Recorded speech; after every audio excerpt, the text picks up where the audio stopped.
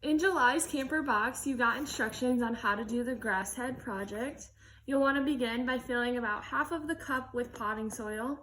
The potting soil was not included in the box, but you did get the template for the feet, nose, mouth, and ears, and then also the grass seed. So you'll want to begin by placing glue on the feet, and then you'll place these underneath the cup. And then you have a choice of whatever nose, mouth, and ears that you would like. So we're gonna place this on the cup as well. And then the mouth can go underneath it.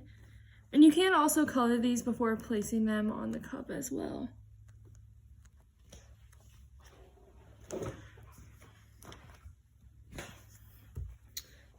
Then you can place both of the ears on the sides.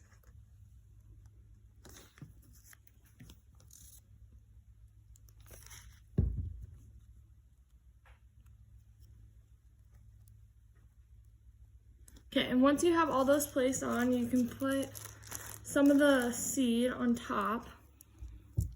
And there is extra seed in the bag just in case you'd like to make more of those pots. And once you're done, you can go and water it and set it in your window and then watch it grow.